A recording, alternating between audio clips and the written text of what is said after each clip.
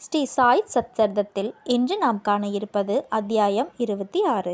பக்தர் பந்த், ஹரிச்சந்திர பிதலே, கோபால் ஆம்டேகர் ஆகியோரின் கதைகளை காண்போம். இப்பிரபஞ்சத்தில் நாம் காணும் யாவும் மாயையின் விளையாட்டே, கடவுளின் ஆக்கும் ஆற்றலே ஆகும். இவைகள் உண்மையில் இருப்பவையல்ல. உண்மையான பரபிரம்மே நிச்சயமாக இருக்கிறது. இருளின் காரணமாக ஒரு கயிற்றையோ ஒரு மாலையையோ பாம்பாக நாம் எண்ணிக்கொள்வதைப் போலவே புறத்தோற்றத்தை மட்டுமே காண்கின்றோம். காணக்கூடிய பொருட்களில் எல்லாம் உள்ளுரைந்து கிடக்கும் மெய்ப்பொருளை நாம் காண்பதே இல்லை. நமது அறிவு கண்களை சத்குரு மட்டுமே திறந்து விடுகிறார். பொருட்களை அவைகளின் தோற்றத்தில் காணப்படுவது போல் பாராமல் உண்மையான ஒளியில் அவைகளை காணுமாறு நம்மை அவர் ஊக்குவிக்கிறார். அந்தரங்க வழிபாடு. ஒரு நூதன வழிபாட்டை ஹேமத் பந்த் நமக்கு கொடுத்திருக்கிறார். சத்குருவின் பாதாம்புயத்தை கழுவும் நன்னீராக நமது ஆனந்த கண்ணீரை உபயோகித்து பரிசுத்தமான அன்பு என்னும் சந்தனத்தை அவர் மேனியில் பூசிவிட்டு உண்மை நம்பிக்கை என்னும் உடையை அவர் மேனிக்கு உடுத்தி நமது 8 விதமான சாத்வீக உணர்ச்சிகள் என்னும் அஷ்ட கமலங்களையும் ஒருமை மனது என்னும் கனியையும் அவருக்கு சமர்ப்பிப்போம். பக்தி என்னும் நறுமண கரும்பொடியை அவர் தலைக்கு இட்டு பற்று என்னும் வேட்டியை கட்டிவிட்டு நமது தலையை அவர் பாதங்களில் வைப்போம். இத்தகைய எல்லா அணிமணிகளாலும் சத்குருவை அலங்கரித்துவிட்டு நமது அனைத்தையும் அவரிடம் சமர்ப்பித்து விடுவோம். உஷ்ணத்தை போக்குவதற்கு பக்தி என்னும் சாமரம் கொண்டு வீசுவோம். இத்தகைய பேரானந்த வழிபாட்டுக்கு பின் அவரை இங்கனம் வேண்டுவோம். எங்களது புத்தியை திசை திருப்பி விடுங்கள். அந்தர்முகமாக செய்யுங்கள். நித்திய அனித்திய வஸ்துக்களை பகுத்துணரும் விவேகம், வெல்லா உலக பொருட்களின் மீது பற்றின்மை ஆகியவைகளை எங்களுக்கு நல்கி ஆத்ம உணர்வை அடைய இவ்விதமாக எங்களை ஊக்குவியுங்கள். ஆன்மாவையும் உடலையும் உங்களிடம் ஒப்புவித்தோம். எங்களது கண்களை தங்களது ஆக்குங்கள். அதன் மூலம் நாங்கள் இன்ப துன்பங்களையே உணராது இருப்போம். தங்கள் சங்கல்பத்தின்படி விருப்பத்தின்படி எங்களது மனதையும் உடலையும் கட்டுப்படுத்துங்கள். தங்கள் பாதாம்புயத்தில் எங்களது மனம் ஆறுதல் பெறட்டும். இப்போது இந்த அத்தியாயத்தின் கதைகளுக்கு வருவோம். பகத் பந்த். மற்றொரு சத்குருவின் சீடரான பந்த் என்பவர் ஷீரடிக்கு வரும் அதிர்ஷ்டம் வாய்த்தது. அவருக்கு ஷீரடிக்கு செல்லும் எண்ணம் இல்லை. ஆயினும் மனிதன் ஒரு விதமாக எண்ண, கடவுள் வேறொரு விதமாக செயல்படுத்துகிறார். அவர் ரயில் வண்டியில் பிரயாணம் செய்து கொண்டிருக்கும் போது ஷீரடிக்கு போய்க் கொண்டிருந்த தனது பல நண்பர்களையும் உறவினர்களையும் காண நேர்ந்தது. அவர்கள் எல்லோரும் அவரை உடன் அழைத்தனர். அவரால் இயலாது என்று சொல்ல முடியவில்லை. அவர்கள் எல்லோரும் பம்பாயில் இறங்கினர். பந்த் விராரில் இறங்கினார். பின்னர் ஷீரடி விஜயத்திற்காக தனது சத்குருவிடம் உத்தரவு பெற்றுக்கொண்டு செலவுக்கு ஏற்பாடுகள் எல்லாம் செய்த பின் அக்கோஷ்டியுடன் ஷீரடிக்கு புறப்பட்டார்.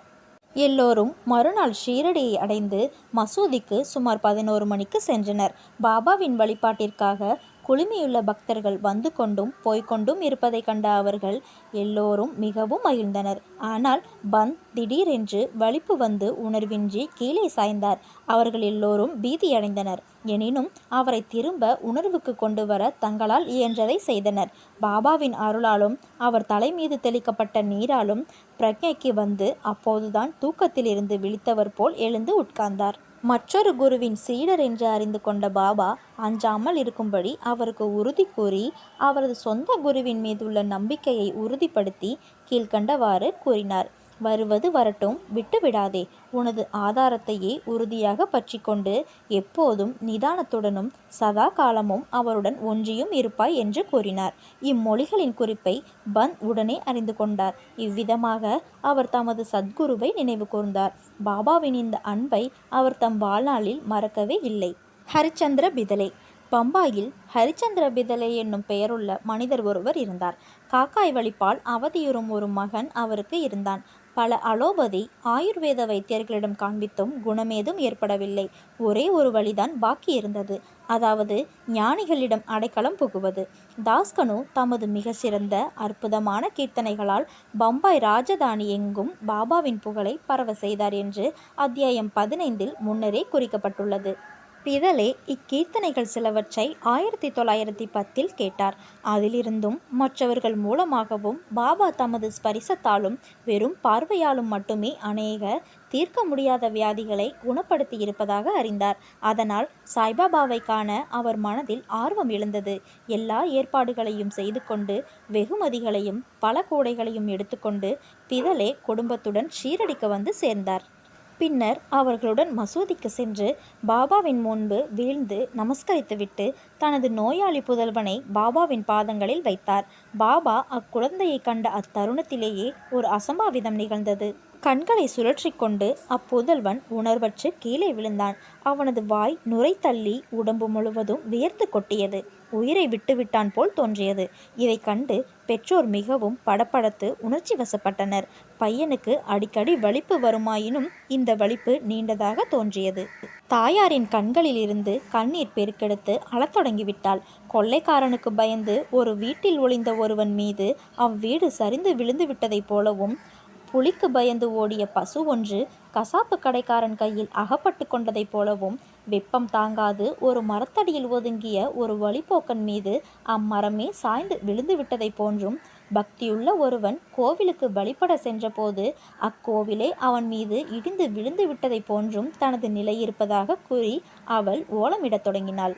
பின் பாபா அவளை நோக்கி, இம்மாதிரி ஓலமிடாதே, கொஞ்சம் பொறு, அமைதியா இரு, உன் இருப்பிடத்திற்கு இவனை எடுத்து செல், அரை மணி நேரத்தில் அவன் சுவாதீனத்திற்கு வருவான் என கூறி தேற்றினார்.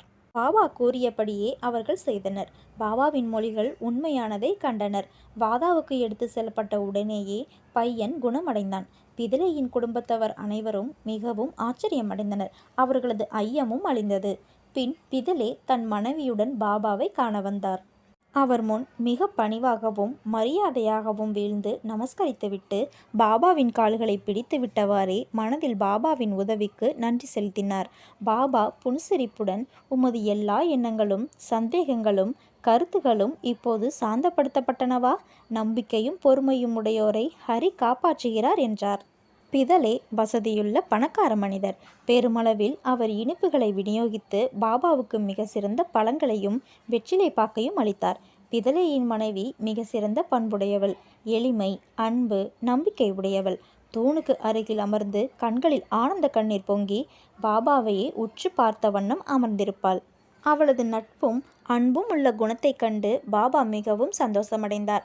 முழு மனதோடும் முழு ஆத்மாவோடும் தம்மிடம் சரணடைந்து வழிபடுவோர் போல் ஞானிகளும் கடவுளரும் சார்ந்திருக்கின்றனர். பாபாவின் சன்னிதானத்தில் சில இன்பமான நாட்களை கழித்த பின்னர் அக்குடும்பத்தினர் புறப்படுவதற்கு பாபாவின் அனுமதியை பெற மசூதிக்கு வந்தனர். உதியையும் ஆசீர்வாதத்தையும் அவர்களுக்கு பாபா அளித்த பின்பு பிதலையை அருகே அழைத்தார். பாபு, நான் உனக்கு முன்பே 2 ரூபாய் கொடுத்திருக்கிறேன். இப்போது 3 ரூபாய் தருகிறேன். இதை உனது பூஜை அறையில் வைத்துக்கொள். நீ நன்மையடைவாய் என்று கூறினார். இவைகளை பிரசாதமாக ஏற்றுக்கொண்டு மீண்டும் அவர் முன் வீழ்ந்து வணங்கிவிட்டு அவரது ஆசீர்வாதத்திற்காக வேண்டி நின்றார். ஷீரடிக்கு இதுவே தமது முதல் விஜயமாதலால் பாபா தாம் முன்னரே 2 ரூபாய் கொடுத்ததாக சொல்லியது தமக்கு விளங்கவில்லை என்ற எண்ணம் அவர் மனதில் எழுந்தது. இப்புதிர் விடுபடுவதற்கு அவர் ஆவலாய் இருந்தார். ஆனால் பாபா மௌனமாக இருந்துவிட்டார். பிதலே பம்பாய்க்கு திரும்பிய பின் தனது கிழத் தாயாருக்கு ஷீரடியில் நடந்த எல்லாவற்றையும் பாபா அவருக்கு முன்னரே 2 ரூபாய் கொடுத்திருப்பதாக சொன்ன புதிரையும் கூறினார்.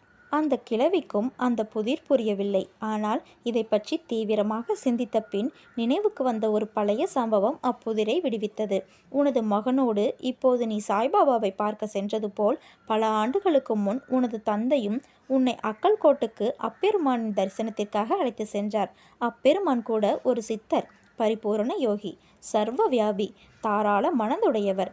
உனது தந்தை தூயவர், பக்தியுடையவர். அவரது வழிபாடு ஏற்றுக்கொள்ளப்பட்டது. அவர் உனது தந்தைக்கு 2 ரூபாய்களை பூஜை அறையில் வைத்து வழிபடுவதற்காக அளித்தார்.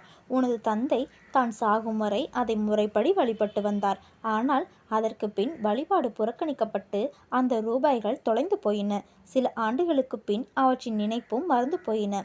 தற்போது நீ அதிர்ஷ்டசாலியாக இருந்ததால் சாய்பாபாவின் ரூபத்தில் அக்கல்கோட் மகாராஜ் உனது கடமைகள், வழிபாடு இவற்றை நினைவூட்டவும் அபாயங்களை அகற்றிவிடவும் தோன்றியிருக்கிறார். இனியாவது ஜாக்கிரதையாக எல்லா ஐயங்களையும் கெட்ட எண்ணங்களையும் அகற்றிவிட்டு உனது மூதாதையர் வழி நின்று நன்றாக நடந்து கொள். குடும்ப தெய்வங்களையும் காசுகளையும் வணங்கி நன்றாக எடை போட்டு ஞானிகளின் ஆசிகளில் பெருமை கொள். உனது பக்தி உணர்ச்சிக்கு சமர்த்த சாயி அன்புடன் புத்துணர்ச்சி ஊட்டியிருக்கிறார். உனது நன்மைக்காக அதை பயிர் செய்வாய் என்று கூறினாள். தாயாரின் மொழிகளை கேட்டு பிதலே மிகவும் ஆச்சரியப்பட்டார். பாபாவின் சர்வ வியாபித்துவ தன்மையை அவர் அறிய தலைப்பட்டு அதில் உறுதியானார். பாபாவின் தரிசனத்தின் முக்கியத்துவத்தையும் அவர் அறிந்தார். புனேவைச் சேர்ந்த கோபால் நாராயணன் ஆம்டேகர் என்பவர் பாபாவின் பக்தர். அவர் 10 ஆண்டுகளுக்கு தானே ஜில்லாவிலும் பின் ஜவுஹர் ஜில்லாவிலும் எக்ஸைஸ் டிபார்ட்மெண்டில் பணியாற்றிய பிறகு ஓய்வு பெற்றார். வேறு ஒரு வேலை பெறுவதற்காக அவர் முயற்சித்தார். ஆனால் முடியவில்லை. மற்ற கேடுகளால் அவர் தாக்கப்பட்டு அவரது நிலை நாளுக்கு நாள் மோசமடைந்து கொண்டே வந்தது. இதே நிலைமையில் ஷீரடிக்கு ஒவ்வொரு ஆண்டும் சென்று தனது கவலைகளை பாபாவின் முன் சமர்ப்பித்து 7 ஆண்டுகள் கழித்தார். 1916இல் அவரது நிலைமை மோசமாகி ஷீரடியிலேயே தற்கொலை செய்து கொள்வது என தீர்மானித்தார். எனவே தன் மனைவியுடன் ஷீரடிக்கு வந்து 2 மாதங்கள் தங்கியிருந்தார். ஒரு நாள் தீக்ஷித் வாதாவின் முன்னால் உள்ள மாட்டு வண்டியில் அமர்ந்து கொண்டிருக்கும் போது பக்கத்திலுள்ள ஒரு கிணற்றில் குதித்து தன் வாழ்க்கையை முடித்துக்கொள்ள அவர் தீர்மானித்து விட்டார். அவர் ஒரு மாதிரியாக என்ன, பாபா வேறொரு விதமாக நடப்பித்தார். இந்த இடத்திற்கு சில அடி தூரத்தில் இருந்த ஒரு ஹோட்டல் முதலாளியும் பாபாவின் அடியவருமான சகுன் என்பவர் வெளியே வந்து, அக்கல்கோட் மகாராஜின் சரிதத்தை நீங்கள் எப்போதாவது படித்திருக்கிறீர்களா என்று கேட்டார். ஆம்டேகர் அவரிடமிருந்து அந்நூலை வாங்கி படிக்க தொடங்கினார்.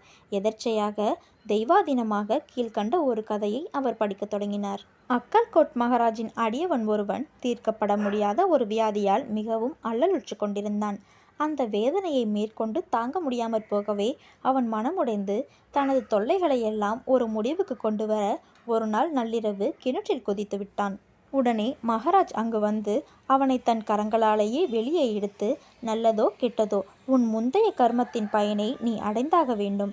அந்த அனுபவித்தல் பூரணமெய்தவில்லை என்றால் தற்கொலை உனக்கு உதவியளிக்காது. மீண்டும் ஒரு பிறவி எடுத்து அந்த கஷ்டத்தையே அடைய வேண்டும். எனவே உன்னை நீயே கொல்வதற்கு பதிலாக ஏன் இன்னும் கொஞ்சம் கஷ்டப்பட்டு உழைத்து முந்தைய கர்மத்தின் பலன்களை எல்லாம் முழுவதுமாக தீர்த்துவிடக்கூடாது என்றார். தக்க சமயத்தில் கிடைத்த கதையை படித்துவிட்டு ஆம்டேகர் மிகவும் ஆச்சரியப்பட்டார். உள்ளம் உருகினார். பாபாவின் குறிப்பை இக்கதையின் மூலம் அவர் பெற்றிருக்காவிட்டால் அவர் உயிருடன் இருந்திருக்க மாட்டார். பாபாவின் சர்வ வியாபித்துவத்தையும் தயாளத்தையும் கண்டு பாபா மேலுள்ள நம்பிக்கை அவருக்கு உறுதியாகி பாபாவின் பெரும் பக்தராகிவிட்டார். அவர் தந்தை அக்கல்கோட் மகாராஜின் பக்தராக இருந்தவர். சாய்பாபா அவரையும் அவர் தந்தையார் சென்ற அடிச்சுவட்டிலேயே சென்று அவரிடம் பக்தி பூண்டவராக தொடர்ந்திருக்கும்படி விரும்பினார். பின்னர் பாபாவின் ஆசீர்வாதம் பெற்றார். அவரின் எதிர்காலம் சிறப்புறத் தொடங்கியது. பின்னர் ஜோதிடம் படித்து அதில் திறமை பெற்று தனது செல்வத்தை பெருக்கினார். போதுமான பணத்தை சம்பாதிக்க அவரால் இயன்று தனது பிற்கால வாழ்வை சௌகரியமாகவும் வசதியாகவும் கழித்தார். அத்தியாயம் 27இல் பாபா தமது ஸ்பரிசத்தால் புனிதப்படுத்தி மத சம்பந்தமான நூல்களை பாராயணத்துக்காகவும் இதர விஷயங்களுக்காகவும் பக்தர்களுக்கு அளித்து எங்கெனும் அனுகூலம் செய்தார் என்பதை காண்போம். ஸ்ரீ சாயியை பணிந்தால் அனைவருக்கும் சாந்தி நிலவும். ஓம் சாய்ராம்.